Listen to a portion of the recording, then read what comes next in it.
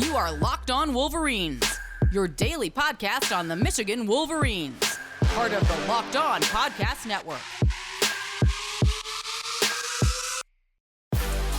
Woo! Finally, happy Monday. Yes, for dramatic effect, Locked On Wolverines podcast, part of the Locked On Podcast Network, where it is your team every day. It is, in fact, the Monday show at 9:52 p.m.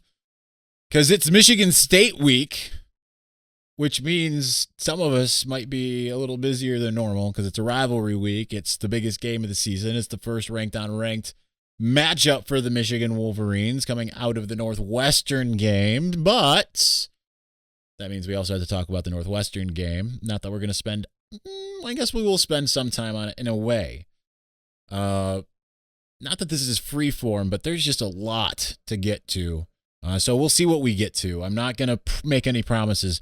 The one thing I am going to promise is I do want to address a little bit of this Caden McNamara hate that is getting a little bit out of control in my mind.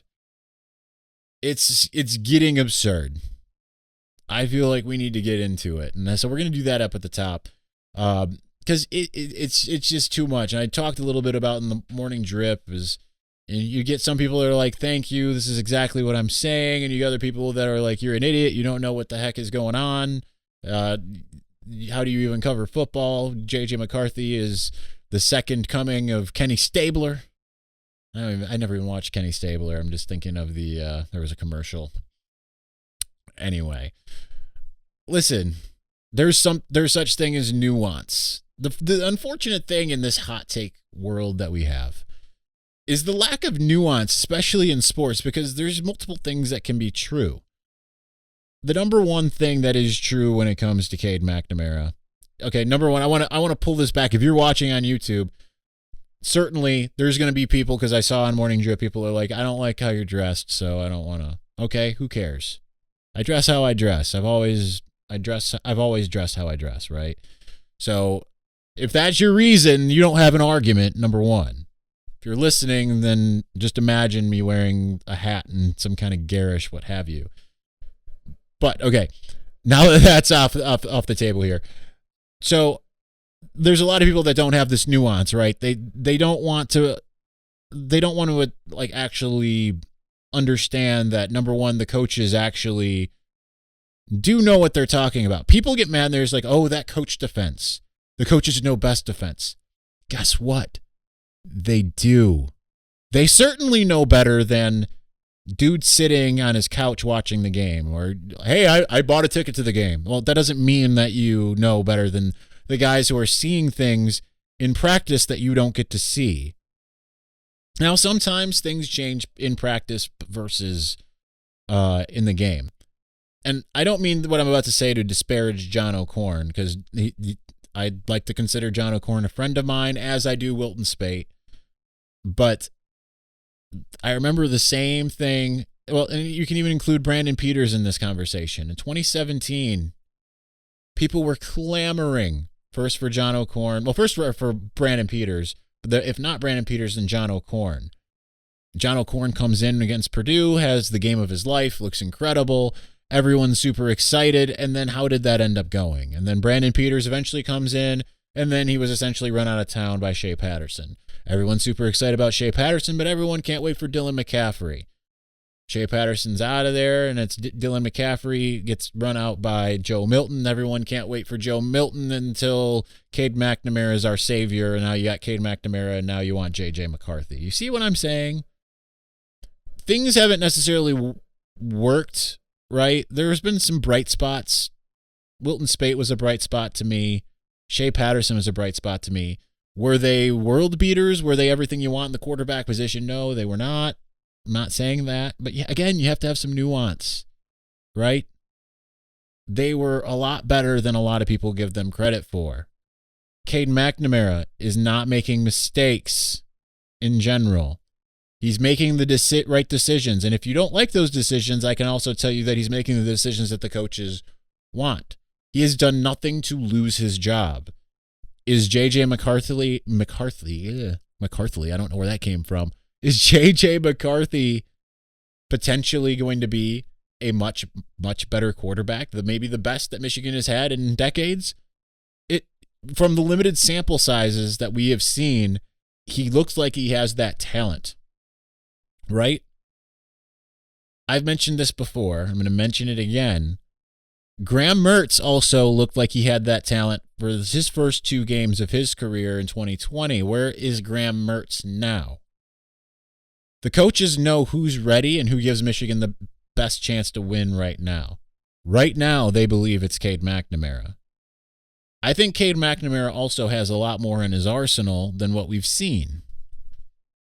So that also needs to be taken into account. Right now, Michigan isn't asking Cade to do a lot. Does he miss on some downfield throws? Yes, but so did Jake Rudock in 2015 until really the Indiana game is when that started really coming alive. So he had really like a couple games where it came alive. But people have this weird revisionist history like, yeah, he came out against Utah and was throwing all these bombs, and then, against Oregon State and BYU and Northwestern, and that's not what happened.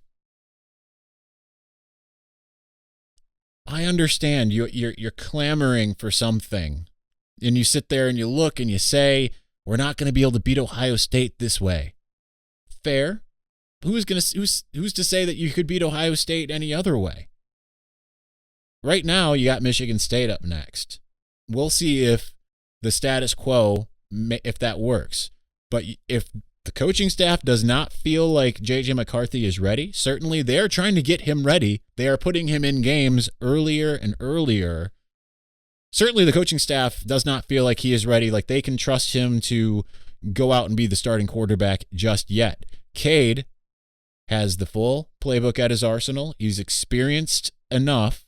Still doesn't have a full 13 games of starting under his belt like a lot of others, have had. He certainly knows what he's seeing defensively. He's not necessarily executing perfectly at all, of course. But again, who's to say he can't get better? Number one. Number two, he's doing what the coaches want. Yeah, you see more downfield passing with J.J. McCarthy.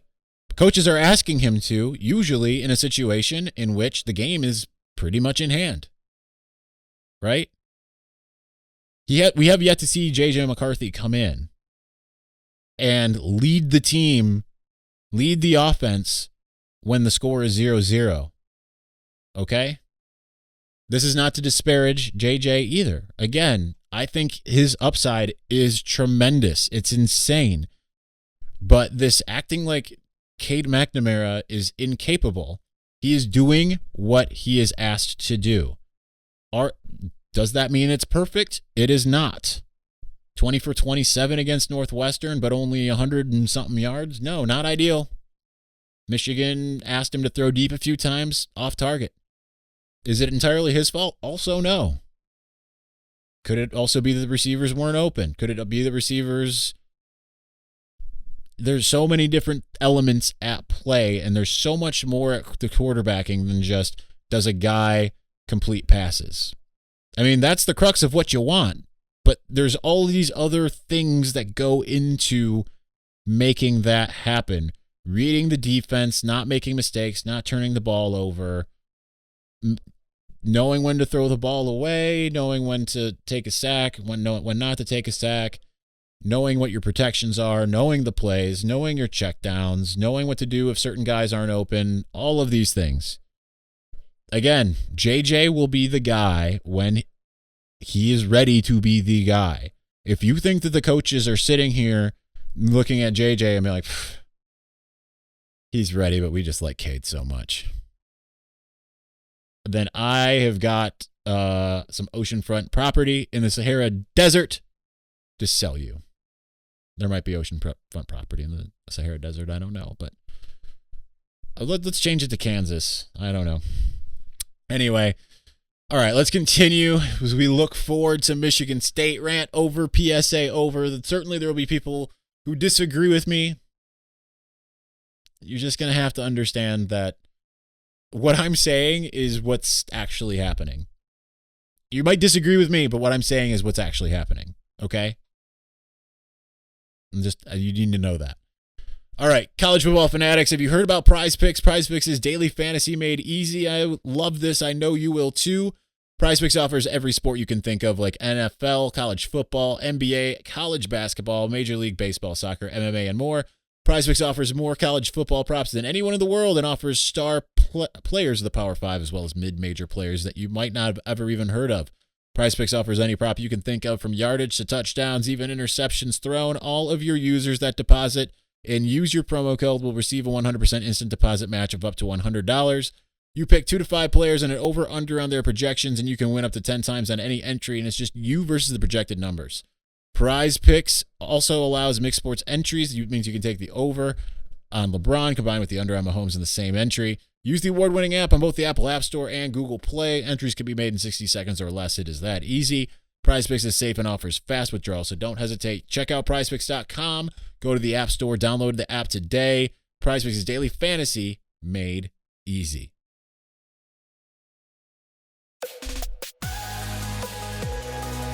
All right, so we have this game, a little game coming up. A little Michigan State action coming up on Saturday. Little bit of a daunting challenge in my eyes. I do think Michigan will win. I'll tell you why I think Michigan will win momentarily, but I do think that there are obviously a lot of challenges. You know the obvious reason, but I have a different reason. The obvious reason is because I think, and I've seen Michigan State's offense against a defense with a pulse, it's managed to not do much of anything. Certainly, Michigan State should have lost 2 games so far this year. It has not. Credit to Michigan State for finding ways to win. You can't take that away. One of them is certainly Nebraska imploding. They're really good at that. I wanted to bring up some updated stats just so that I can see them, but things are kind of going a little slow here, but here we go. So, again, when Michigan State has played, some of the defenses that it has played, now that this is updated through the weekend, Western Kentucky is 114th. Youngstown State doesn't even count on this, by the way. Remember that. Northwestern is 97th after having played Michigan. Let's see, who else did they play? I'm just trying to remember offhand here because I'm just kind of breezing through this. Miami of Florida is 75th. So of these teams that they've played, so we've just covered 4. One that doesn't count, Miami is the best defense outside of Indiana and Nebraska that they have played. Miami, they got 38 points again. They are 75th in the country. Certainly I can look up some other things. Northwestern, who they got 38 against. Michigan got 33. Certainly Michigan should have had more than that, but they didn't. They're 97th in the country. And like I mentioned, Western Kentucky. So that's the bulk of it. But then you look at Nebraska, who is where did I lose Nebraska? They were right there, 43rd, and Indiana certainly was ranked a lot higher before they got killed by Ohio State. It's 55th. Those are the defenses in terms of yards allowed, total yards. I still love total defense. I know other people say there's better metrics out there. There are, but I still like looking at total defense. It'll tell you, especially when you're this far into the season, how much do they surrender? And if those teams, like if you look at scoring defense, yeah, that's what they allow. But if they surrender that, there's more of an opportunity to score, right? Getting into that situation. Again, Michigan is by far the best defense that they'll have faced. Michigan is rated number 11 in the country. Now, again, you can talk about the how veritable some of these offenses Michigan has played, certainly. But, again, this is still statistically a very good defense, and it's looking better and better. Certainly, you've got players in Aiden Hutchinson and Josh Ross and Daxton Hill, Brad Hawkins. I mean, really, you've got a lot of guys that are playing great. Mozzie Smith, Chris Hinton, playing great. I like what I'm seeing from the corners on a weekly basis. It's getting better and better. I want to remind you that there's a lot of people, well, they gave up this play and this play. Good offense is going to they're going to get got, right? It's just how it goes. I was talking to my roommate about this earlier today, and it was one of those things where, like, listen, Ohio State's defense last year was not its best defense by any stretch. Don't know exactly where it finished offhand. I'm sure it's not phenomenal, but I mean, they to my recollection, did pretty good, right, against Clemson. And it was like, hey, all right, they did really good against Clemson. That defense is looking pretty solid. And then they go up against Alabama and just get throttled because it's an incredible offense. That's just what's going to happen. People always say this about like Don Brown, right? Like, well, his defense is really good against bad offenses, and then against good offenses is not as good. Yes, because it's a good offense. That's logic. Yes, I'm fired up today. I'm very fired up. But that's just how it works. Some games they really got exposed. Penn State 2017. For instance, Ohio State, I don't think it was as bad, again, the predictability from 2018 forward. But generally, you look at like Alabama, they held Alabama with, and I know that they weren't those names yet, but they held Alabama with Mac Jones, Devontae Smith, Jalen Waddle, and Najee Harris to their season low. I mean, come on. All right, I completely digress. My point is yes, sometimes a great offense is going to take advantage of a great defense. That's just kind of how it works. It's Ohio State's probably not going to score just like 20 points. That's just not how it works. And you're going to have to excuse Zuri because you hear her muttering someone rang the doorbell. Anyhow, that's just how it works. You got to keep in mind some of these things. Michigan State's offense will make some plays against Michigan.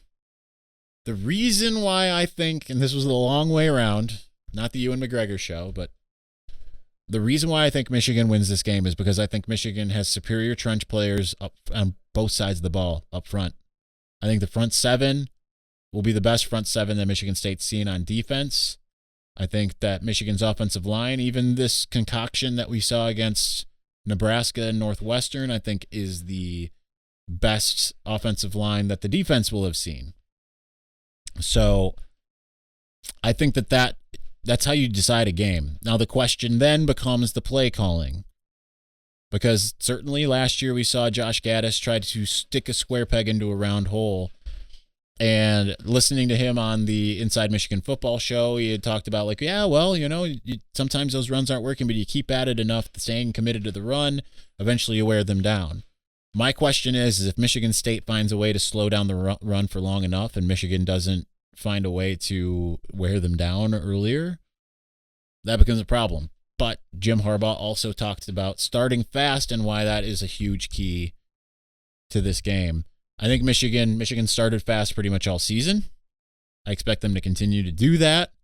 I think Michigan State will start fast. I think they'll throw the bag at Michigan's defense early on. And then it's all going to be about how does Michigan's defense respond from there. And this offense, it's certainly played better defenses, particularly against Wisconsin. Now, Wisconsin scoring defense, it is up there. It's not up higher, much higher than Michigan State, but it is 17th.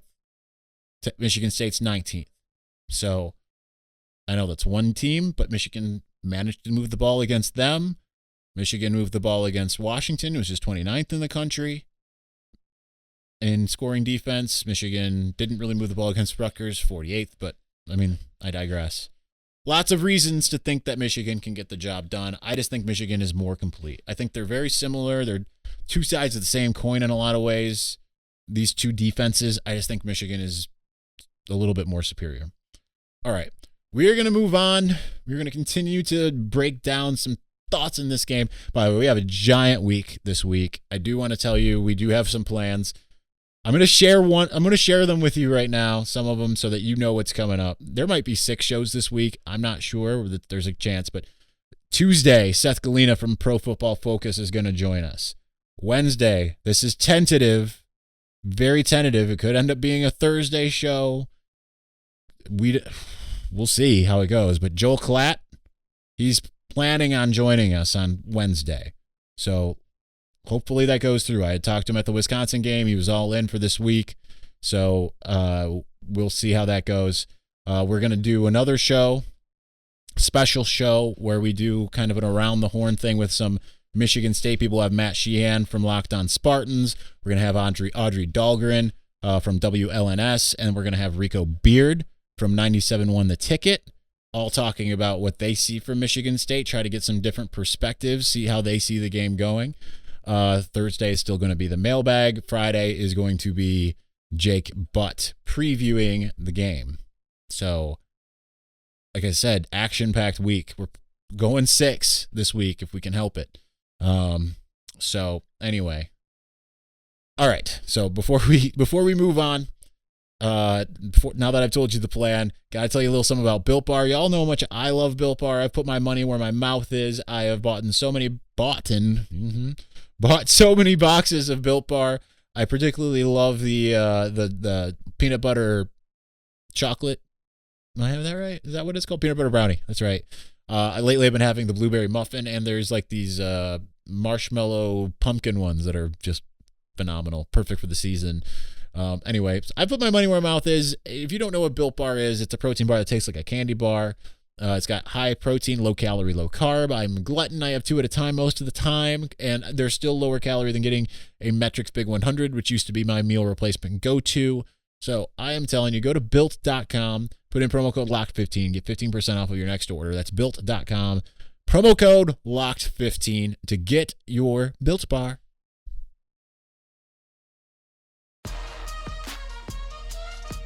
All right, let's finish it out. Just a couple minutes left here. Some interesting things I thought came out of today, and I always forget when you get into the rivalry week. Today's the day we're just kind of setting it all up, right? Because we've got all these other things coming on. But I always forget when you get into rivalry week, particularly Jim Harbaugh is going to be very mum. He didn't really want to say much of anything. It's 15 minutes compared to, like, we've had him for like 25, and usually you ask him like a question, and it's get these long paragraphs that I'm typing out in the transcription. And today it was just like 2 sentences per answer, which at least I got a little something from him, and he actually expounded upon it in the Inside Michigan Football show. I'd asked him, like, what do you say to Aiden when it comes to from my view, he gets held a lot, right? It's like, what do you say to him? And like, do you say anything to the league office? I knew the answer to that, but, you want to get the verbal confirmation. And he's like, yeah, we say something. We send him to the league office every week. And I just tell him to keep going, keep doing what you're doing, and hope that you get a fair shake. Hope that it works out. And then he went even further, talking to John Jansen on the Inside Michigan Football show, and he's like, yeah, he's getting held on every play. So that's where you do hope something's got to give, right? Because if you keep on letting teams get away with it, the problem is you're going to get into a game like this, and they're just going to do it until the refs call it. And that's not fair to Aiden. That's just not fair to the game, right? I mean, you got to at least call it every now and again. You just have to. I understand let guys play, but, like, if teams are like Northwestern, listen, I love Pat Fitzgerald. He's my hero. I think he's so awesome. But, like, if Northwestern's going to do it, like on every play, like, at some point you got to call it. So it's just like, hey, I mean, if you want to have a let them play mentality, I'm relatively okay with that to some degree. But, I mean, you got to let the players play. It's just not fair to, and that goes for it. And, if Michigan was doing the same thing to someone else, right? If it's Jacob Panashuk, and he's being held on every play, like, yeah, Michigan needs to get called for it. Sorry. Rules are in there for a reason, and it's just unfair that a player like Aiden, he isn't getting the production he honestly should. That said, I think I predicted 10 sacks, and he's got 5.5 so far this year, and still 5 games to go. Certainly he can get 4.5 more. He might have more by now. I don't know. Because 5.5 was a while ago. Maybe he got another since then. But nonetheless, they need to let. He's got 6. All right, he's got 6. So 5 games, 6 games. Maybe 7, maybe 8, probably not, but maybe to get to that number 10, which was my preseason prediction. You just got to let them play and call the game fair, you know? I'm certainly not like I'm more of a proponent of letting guys play, but the holding sometimes gets ridiculous, you know? When it happens on every play and you're just not calling it.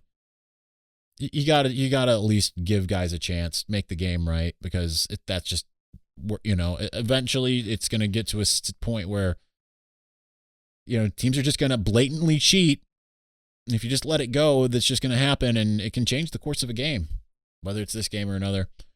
Anyway, all right, that's all I got.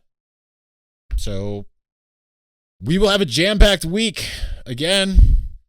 Seth Galina Tuesday, Joel Klatt on Wednesday.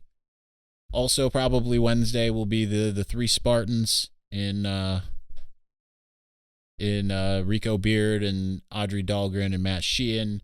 Mailbag on Thursday, and Jake Butt on Friday.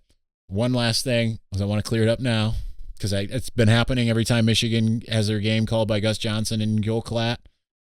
I can attest as someone who knows Joel, someone who knows Gus Johnson. If you have an inclination to come out and be like, these guys hate Michigan, I want to make sure that you are aware. Number one, Joel Klatt has been the one defender of Harbaugh. When no one else would defend him, he's been defending him. He's been incredibly fair. Seems like he's not even fair. It's like he's lavishing praise upon him when it's not even deserved at times. And Gus Johnson is literally a Michigan fan. His dog's name is Bo, named after Bo Schembechler.